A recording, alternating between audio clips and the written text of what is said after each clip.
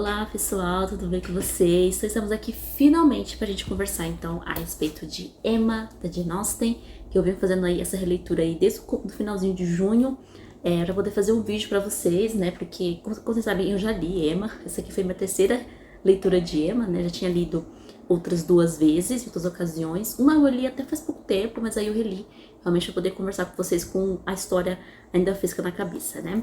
Então, Emma foi publicado em 1816, foi o último romance publicado em vida, né, da Jane, né? Infelizmente, o Persuasão e o Abadia de Northanger foram publicados póstumamente, né, após sua morte. Né? Até então, ela já havia publicado Orgulho e Preconceito, Razão e Sensibilidade e Monsieur Park, né? O Emma aí foi o seu último que ela conseguiu ver publicado, que ela teve ali contato com a obra em mãos. E antes de eu entrar ali nos méritos da história, né, só queria comentar com vocês que, além dessa edição aqui da Penguin, que é muito boa, que eu tenho, e foi nessa que eu fiz a minha releitura, eu tenho essa edição aqui bem antiguinha, da Bertrand, acho que é a editora Bertrand, do selo Bestseller.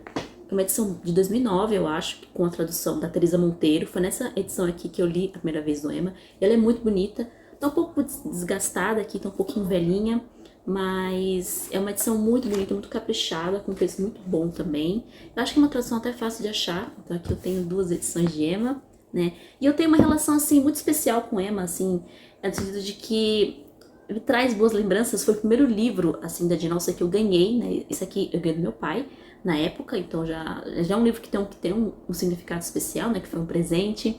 E foi o primeiro livro que eu realmente li, assim, meu, sabe? O meu primeiro livro da Jane Austen, eu acho que o primeiro livro do seu autor favorito você nunca esquece, né? Então tem uma relação especial com essa edição, justamente por causa disso, né? Por ter sido meu primeiro livro oficialmente da Jane Austen que eu tinha até então. Eu só havia lido Jane Austen emprestado na biblioteca, né? Eu não tinha os livros físicos. E tem uma edição também de Orgulho e Preconceito da Martine Claret, de pocket, de bolso, né? Bem simplesinha, que eu não tenho coragem em me desfazer daquela edição também, justamente porque foi a primeira que eu comprei com o meu dinheiro ali juntado, né, um porquinho que eu guardava ali, os trocadinhos que eu tinha, eu fui juntando durante um tempo, até que eu passei na banca e vi aquela edição bem baratinha, acho que tava na época uns 15 reais, quando eu comprei, e aí eu comprei também, eu tenho guardadinho até hoje aqui nesse nicho aqui da Jane Austen. Jane Austen e outros livros e outros autores também aqui no meio, certo? Então, eu também recomendo essa edição aqui de Emma, da editora Bertrand Bestseller, certo? Quem não conhece a história de Emma, né? Se você acompanha este canal, eu acho difícil você não conhecer a história de Emma, né? Esse canal aqui é quase um booktube só da Jane Austen, mas tudo bem. Mas, pra gente aí relembrar um pouco o enredo de Emma, nós temos aqui essa jovem, que ela é, assim, a única heroína da Jane Austen que tem, assim, uma vida muito boa, né? Então ela é rica, ela é bonita, ela é refinada, ela é praticamente a rainha de Highbury, né? Que é a sociedade ali onde ela mora. É uma moça com algumas restrições, e essas restrições a gente vai conversar também hoje. Uma coisa que eu percebi nessa releitura que eu não havia percebido antes. E aí essa jovem, o romance começa então com o casamento da sua governanta, né? Sua governanta, a senhorita Taylor, que não vai ser mais senhorita Taylor agora, será a senhora Weston, né? Está se casando, está indo embora de Highbury, está indo embora de Hartfield, que é a propriedade onde a Emma vive, né? Aqui, que é da sua família, dos Woodhouse. E ela vai ficar sozinha, então só ela e o pai, né? E o pai da Emma é aquele senhor, assim, um tanto hipocondríaco, um tanto não, né? Muito hipocondríaco. Ele é um pouquinho egoísta, eu diria, porque ele é muito preocupado com a saúde dele, dos outros, ele é cheio de manias, sabe aqueles senhores cheios de manias? Então, esse é o senhor de Woodhouse, né? E ele acha o casamento uma coisa muito triste, porque vai tirar a senhorita Taylor ali do convívio deles, ela não vai mais morar com eles, obviamente, ela vai morar apenas sei lá, 1 quilômetro de distância deles, uma outra propriedade que é próximo de Hartfield, é coisa de uma caminhada até lá, sabe? E ela vai se casar com o Sr. Weston, né, que é um amigo também da família, um homem muito respeitado, muito querido, naquele microcosmo de Highbury, né, que a gente percebe que é uma cidade muito pequena.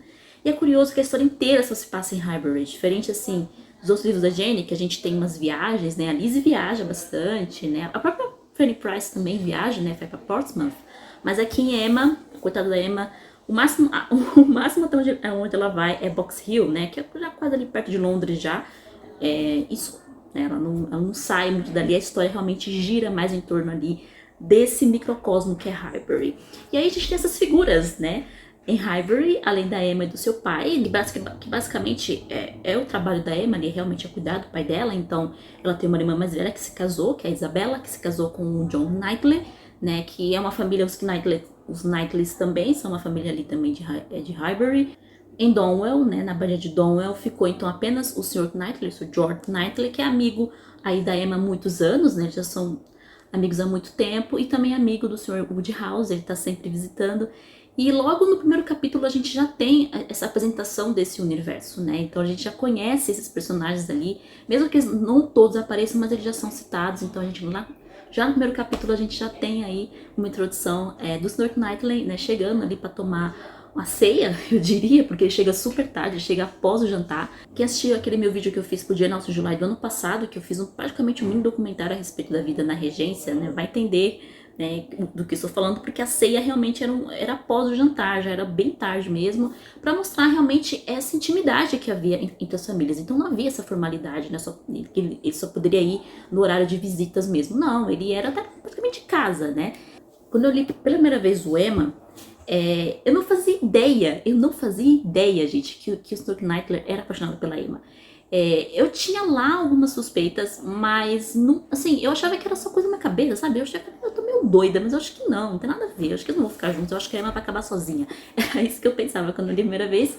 Qual foi a minha surpresa no final do livro? A gente vê essa intimidade do Sr. Knightley com os Woodhouse, e a gente vê, assim, se você prestar muita atenção aqui, se você estiver lendo, você vai perceber que o Sr. Knightley tá apaixonado pela Emma. Principalmente quando o Frank Churchill finalmente aparece. Então, no final do enredo, né, o Sr. Wellston tem esse rapaz, o Frank Churchill, que é seu filho de um primeiro casamento, né, a esposa faleceu, só que a família da esposa não era muito a favor do casamento dos dois, né, porque o Sr. Wellston não era um homem rico na época, né, aqui na história ele já é um homem de posses, né, mas quando ele se casou ele não era, a esposa falece.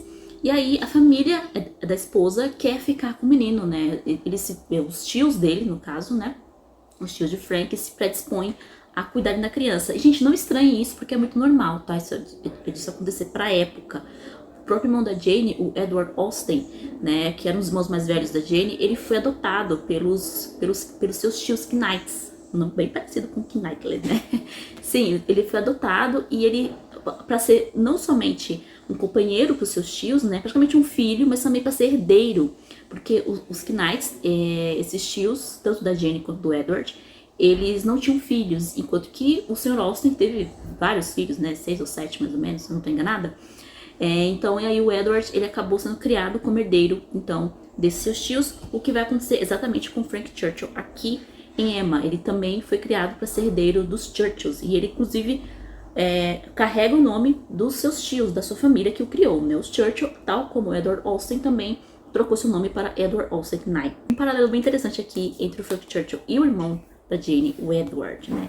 Na verdade, tem vários paralelos entre a vida dos irmãos da Jane em muitos dos livros. Eu estou fazendo uma leitura de persuasão e eu percebi isso, assim, mais nitidamente nessa última leitura. Acho que pode ser um tema de um vídeo aí futuramente, quem sabe, né? Esses paralelos que eu vejo aí entre os irmãos da Jane, a vida deles e alguns personagens aí de algum dos livros. Eu vou pensar mais nesse caso, quem sabe eu não faço um vídeo sobre isso, tá certo? E aí tem então todo esse alvoroço em Highbury a respeito da vinda desse garoto, desse rapaz, que não é mais um menino, né? Já é um homem também, mais ou menos ali da mesma idade da Emma. A Emma tem aqui uns 20 e poucos anos, 21 anos mais ou menos. Ele também deve estar com a mesma idade, né? O Frank também tem a mesma idade da Emma, basicamente. Só que por conta do eventual casamento do seu pai com a senhorita Taylor, não, né? Então tem esse furdúncio em Highbury sobre a vinda desse garoto, que todo mundo ali meio que coloca o Frank Churchill como um precedente para a Emma.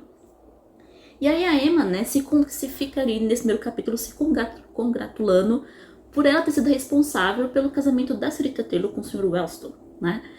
A senhorita Taylor, ela basicamente, assim, foi uma mãe, uma figura materna para a Emma, mas ao mesmo tempo ela acabou se tornando uma amiga, né? Eu comentei num vlog que eu fiz também, nesses tempos aí, que a Emma teve uma independência muito cedo.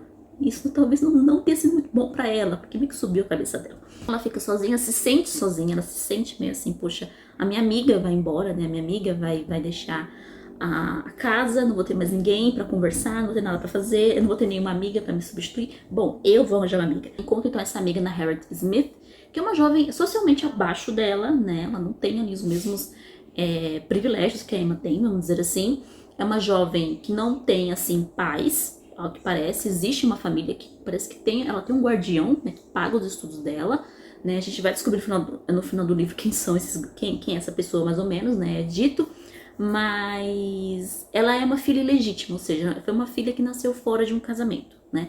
E aí ela é cuidada por esse guardião nessa escola. E aí a Emma encontra nessa garota a sua, vamos dizer assim, marionete perfeita para ela tentar ali manipular um casamento para Harriet, entre a Harriet e o Sr. Elton, que é ali o vigário, né, de Highbury, né? Um homem muito vaidoso, um homem muito pomposo. Só que, bom, as coisas começam a sair fora de controle e não é bem isso que vai acontecer. E muitos desencontros, desentendimentos, muitos problemas vão ocorrer aí nesse meio do caminho, até a Emma entender que a vida não é possível controlar. Você não controla a vida das pessoas. Você pode ajudá-las, né? Mas você não controla, você não é Deus pra fazer isso, certo? Então, no geral, a grosso modo, esse é o enredo de Emma, tá? Esse é o enredo deste livro, que é muito bom, que é muito divertido, gostoso de ler. E, gente, eu quero comentar com vocês algumas coisas que eu percebi, né? Aqui eu já vou entrar mais em algumas impressões que eu tive. E é por isso que nesse momento, talvez, vou dar spoilers, tá? Do livro. E a primeira coisa que eu achei muito interessante em Emma, quando eu estava fazendo essa releitura aqui pro Jane Austen July, foi a questão da consciência da Emma. Se vocês repararem bem, a consciência da Emma, ela é muito ativa, ela é muito inteligente. A Emma é uma personagem inteligente, é uma personagem bem informada, bem educada, mas no sentido de que a consciência dela sabe que quando ela está fazendo coisa errada, e a consciência dela acusa o tempo inteiro, só que ela não dá tantos ouvidos assim. Apenas lá no momento, assim, lá no final do volume 2, se não me engano, no final do volume 2, começo do volume 3, né, após o passeio de Box Hill, aquele passeio fatídico em que, assim, tudo que ela estava armando nesse tempo todo meio que explode na cara dela, né, nesse passeio de Box Hill, quando ela é super grosseira com a senhorita Bates. A senhorita Bates era uma mulher solteira, que não tinha fortuna, ela não tinha nada. E pra época, gente, era muito complicado, né, você não se casar, vamos dizer assim, ou você se casava ou você ia ser preceptora, que é o caso da Jane Fairfax, né, que é o que vai acontecer com ela, com a Jane Fairfax, com essa jovem que é super refinada, super bem criada, mas que não tem fortuna, não tem a perspectiva de um casamento, ou será que não? E ela quer ser preceptora, enquanto a Emma tá lá de boa, ela não precisa se preocupar com isso. Ela é herdeira, então ela vai herdar aí uma fortuna de 30 mil libras, então ela casando cedo ou tarde, pra ela não faz diferença nenhuma, né? E enquanto isso, ao redor dela, a coisa não é bem assim, tá certo? E ela tem esse problema da consciência que acusa, e a imaginação da Emma também é uma imaginação muito fértil. O pessoal fala que a Catherine Mollard, que eu estou ouvindo hoje um pouco de A Abadia, né? A Catherine Mollard tem uma imaginação fértil pelos romances ali góticos que ela lia, mas a Emma não fica muito atrás da Catherine, não. A Emma também adora dar umas viajadas na maionese, adora encontrar um peliovo, adora inventar uma história, sabe? A história da carochinha. Ela começa a imaginar ali que o fato da Jane Fairfax ter voltado para Highbury, né? Depois de tanto tempo, né? Foi por conta que ela estava apaixonada pelo Sr. Dixon, que era o marido da sua amiga, né? Quase irmã, praticamente, né? As duas foram criadas juntas, né? E aí ela começa a fantasiar todo o negócio, e aí ela conta pro Frank Churchill, e aí começa então aquela confusão daquela cena dos jogos de adivinhação, né, que tem lá na casa do Sr. Knightley, né, e ela deixa a pobre da Jane assim, em maus lençóis. E ela se recusa a ser amiga da Jane. E o pior da Emma, ela praticamente não estende o braço, não estende assim, não faz um esforço, né, pra ser amiga da Jane, que a Jane Fairfax seria uma amiga muito mais adequada pra Emma, né. Não necessariamente em questão de posição social, mas principalmente pela criação que elas tiveram criações parecidas, as duas foram bem educadas, as duas tocam piano, mas a Emma é aquela menina preguiçosa, sabe, que nunca fez um esforço nenhum para fazer a sua lista de leituras, para ler os seus livros. Parece eu, que eu faço a lista de leitura, mas nunca leio. Eu sempre pulo a lista, mas enfim, mas eu tento ler. Diferente da Emma, eu leio outros livros. Pode não ser os livros da lista, mas eu leio. Ela nem isso. Um ponto pra mim. Ela não pratica o piano. A cena lá do jantar na casa do Sr. Ralston, que ela a Jennifer Fairfax toca piano ali, aí deixa todo mundo maravilhado, e a Emma fica aquela cara, né, meio de tacho, né, por ver uma pessoa melhor do que ela, né, porque ela é sempre muito mimada, ela é muito mimada, tanto pelo pai, quanto pelas Bates, quanto por todo mundo ali, menos pelo Sr. Knightley, né, ironicamente, né, menos pelo seu melhor amigo, né, que a enxerga realmente como ela é, e justamente por isso que ele a ama, né, com todos os seus defeitos, ele vai dizer que a ama com todos os seus defeitos, que é do jeito que ele gosta dela mesmo. Enfim, é o amor, né? Mas as outras pessoas não, elas não enxergam nenhum defeito na Emma e nem ela se enxerga uma pessoa com defeitos, né? Então ela fica criando essas intrigas, ela acaba sendo esse pivô que vai criar as intrigas por conta dessa imaginação fértil que ela tem. A Emma também é muito snob, falta gentileza a personagem em boa parte do romance aqui. Claro que ela vai mudar. Eu acredito sim, né? Depois do que aconteceu em Box Hill, depois daquela conversa sensacional que ela tem com o Sr. Knightley, que ele basicamente joga tudo no ventilador, né, pra ela, né? Fala realmente a verdade pra ela. O Sr. Knightley, ele é o bastão moral aqui realmente da história. É um personagem que não tem medo de falar a verdade. É aquele amigo assim que você pode estar fazendo o que for, você pode ser quem for, mas por ele gostar de você, aquele amigo que gosta de você e vai te falar a verdade, vai te falar aquilo que talvez você não quer ouvir, mas que você precisa ouvir para o seu bem, né? Esse é o Sr. Knightley. E esse eu acho que eu entendo completamente, perfeitamente. Quem gosta, né? Quem acha que o Sr. Knightley é o seu herói, seu mocinho da Jane favorito, né? Ele realmente é um querido. Eu não sei em que posição eu colocaria ele no meu ranking pessoal de personagens masculinos da Jane. Ele realmente fica entre os favoritos. O Sr. Knightley é um personagem, assim, que sempre que ele aparece, ele sempre se destaca, sempre chama atenção. A própria Emma percebe isso quando ele vai dançar com a Harriet, né? Lá no baile que eles fazem em Highbury. O Sr. Knightley quase não dança e ele acaba tirando a Harriet pra dançar por gentileza, porque ela foi humilhada pelo Sr. Welton. E a Emma descreve que ele era um cavaleiro de destaque, ele dançava com destaque, a figura dele era destaque. Esse é o Sr. Knightley.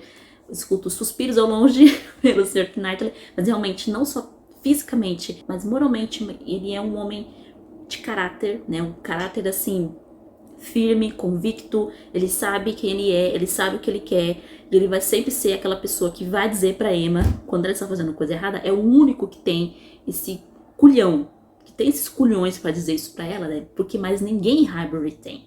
Então, os embates daqui entre o Sr. Knightley e a Emma, as conversas, as DRs que eles têm, são sensacionais, gente. São os momentos favoritos do livro, realmente, quando o Sr. Knightley e a Emma se juntam pra conversar.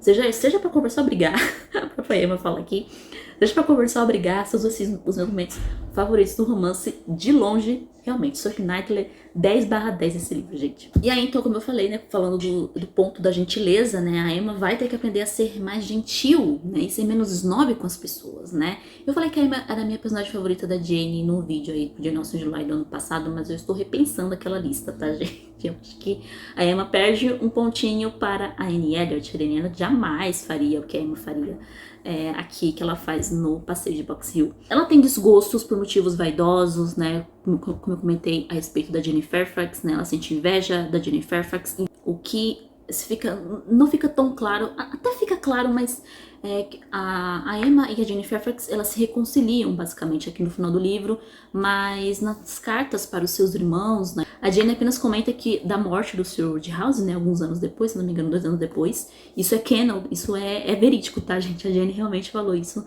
em cartas, não tá no livro, mas tá em cartas aí para seus sobrinhos e sua família, que o Sr. Woodhouse morreu, né, 2 anos após o casamento da Emma, né, e aí a Emma pôde então, por fim, sair de Hartfield e ir para Donwell, né, a abadia de Donwell, onde era a casa realmente do Sr. Knightley. Mas eu não lembro se ela comenta sobre a Jane Fairfax, né, se a Emma e a Jane Fairfax manteve uma correspondência, manteve uma amizade, né, e aí eu fico pensando, poxa, elas duas, a amizade delas duas seriam benéficas para ambas, porque a Jane, ela é muito mais pé no chão, né? Ela é muito mais assim, não é tão avoada, não é tão sanguínea como é a Emma, né?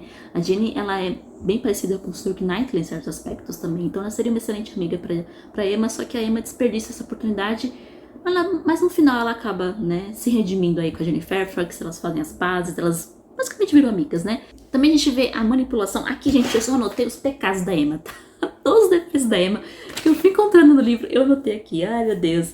Manipulação da Harriet. Ela queria, chega um dado momento que ela queria que a Harriet se casasse, então, com o Frank, né? Depois daquela treta que me deu, depois daquela confusão, vergonha alheia demais que ela deu com o Sr. Welton, né? Que ele pede casamento, ela se recusa e dá aquele bafafá todo.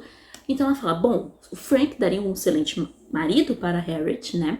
Talvez o Frank não ia se importar com o fato da Harriet não ser uma filha legítima, mas mesmo assim, ela querendo que o Frank se apaixonasse pela Harriet, ela aceita as atenções do Frank, né?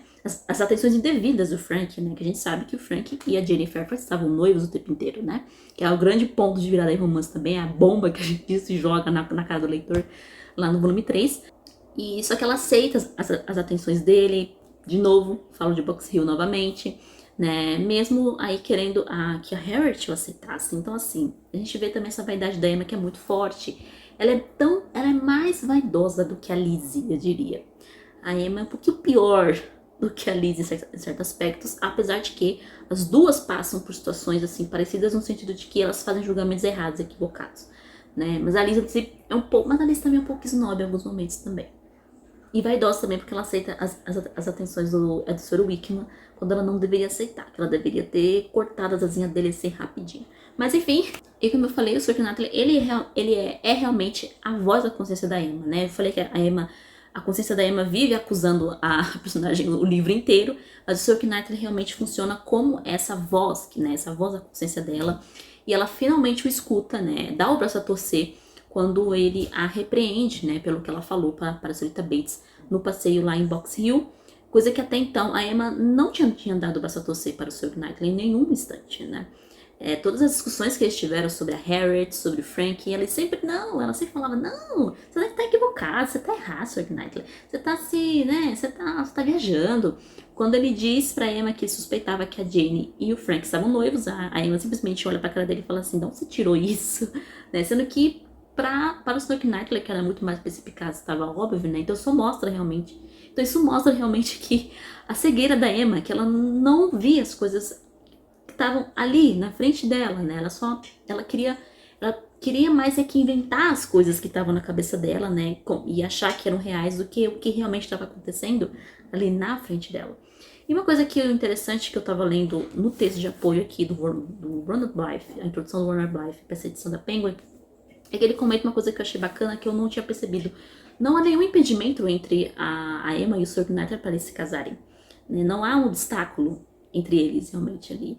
A qualquer momento eles poderiam se entender ali durante o romance e aí, por fim, eles se casarem. Ele era o único, realmente, ali de Highbury, né? Desse mundo de Highbury que estaria à altura a se casar com Emma, né? Socialmente falando, tá, gente? E também de educação, né? Os dois tiveram uma educação muito próxima, né? Mas por que eles não ficam juntos? Por que quando começa o Emma, eles não estão juntos ainda? Por que a Emma, por que os dois não estão aí noivos já? Né? E ele vai dizer, a Emma precisa passar por esse período de autoconhecimento, né? Para ela saber quem ela é e até entender que ela está apaixonada pelo Sr. Knightley. Coisa que ela só vai descobrir lá no final do romance, né? Depois de uma conversa com a Harriet, né? Então, porque ela não fazia ideia, né? Quando dão a ideia de que o Sr. Knightley poderia se casar com a Jennifer Fairfax, por exemplo, ela fala, não, absurdo, o meu sobrinho não precisa herdar a Bridget Donnell, não sei o que, ela inventa mil coisas, mas ela não enxerga que essa rejeição dela por um casamento do Sr. Knightley com qualquer outra pessoa é porque ela o amava e ela não entende, ela não consegue perceber isso. Então, ela precisa passar por essa queda, vamos dizer assim, tá? Ela precisa cair do seu trono ali, que ela mesma se colocou, que ela mesma se colocou, e as pessoas em Highbury também a colocaram, para ela poder se enxergar realmente como ela é, entender quem ela é de verdade, o que ela sente, o que ela pensa, e enxergar também as pessoas, né, onde ela está, o que elas são, o que elas querem de fato, né, os defeitos também, as qualidades também daquelas pessoas, por coisa que até então, até esse momento aí dessa conversa fatídica com a Harriet, né, quem leu sabe de qual conversa eu tô falando, ela não entende nada disso, né? Ela continua muito cega pros próprios sentimentos e pras próprias percepções, né, que ela possa ter tido aí ao longo do tempo a respeito do Sr. Knightley. E como eu comentei sobre Highbury, né, no começo do vídeo, né, que Highbury é esse microcosmos, né, E Hybern, ao mesmo tempo, é o reino da Emma e a prisão da Emma, né? Então é por isso que eu não consigo odiar a Emma, gente. Eu muito me espanto quem chega também e fala que odeia a Emma.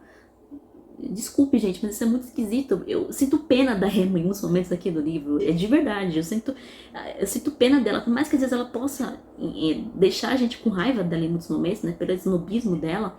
Mas a Emma é prisioneira de Hybern. Ela não vai pra nenhum lugar. Como eu falei pra vocês, o máximo que ela vai é Box Hill, que é ali um parque ali próximo ali de Highbury, né? Porque ela só fica presa, enquanto as outras personagens da Jane, elas viajam, né? A Lizzie vai pra Pemberley, né? E outros vai pra Londres, se não me engano é Londres também. A Lizzie vai pra Pemberley, a Jane Bennet vai pra Londres, a Fanny Price vai pra Portsmouth, a Annie Elliot vai pra Lyme Regis, né? Então assim, a Emma não, a Emma está presa em Highbury. Enquanto o pai estiver vivo, ela não vai poder ter nenhuma liberdade de fazer o que ela realmente queria, né? Porque até para se casar com o Sr. Knight no final do livro foi assim uma saga para ela conseguir convencer o pai dela que o casamento vai ser algo bom, né? Usou um motivo ali muito esdrúxulo para convencer de que o Sr. Knight, ele morando ali com eles em Hartfield, como marido da Emma, seria mais adequado, né? Então, assim, eu sinto uma certa pena da Emma nesse sentido, de que ela é rica e tudo mais, ela tem recursos, né? Mas pra ela fazer uma simples viagem, assim, pra Londres, né? Ia ser toda uma dificuldade pra ela ir. Quem ia ficar com o pai dela? Quem iria com a Emma? Quem iria com ela, né? Ela não poderia, vendo os costumes da época, ela não poderia viajar sozinha, ela teria que ter um acompanhante. Quem ia acompanhar a Emma?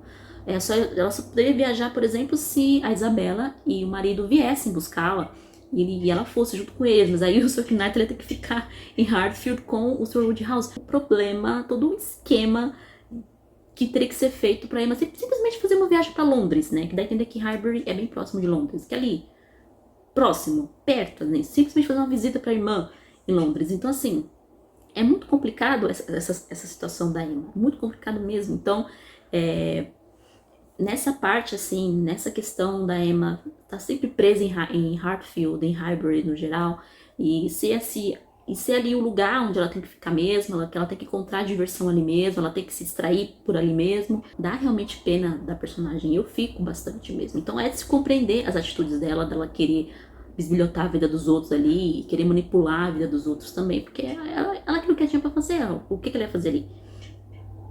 Né? Se ela tivesse realmente liberdade, ela seria como qualquer outra jovem da sua idade, da época que ela iria passar as temporadas de verão em Londres, né?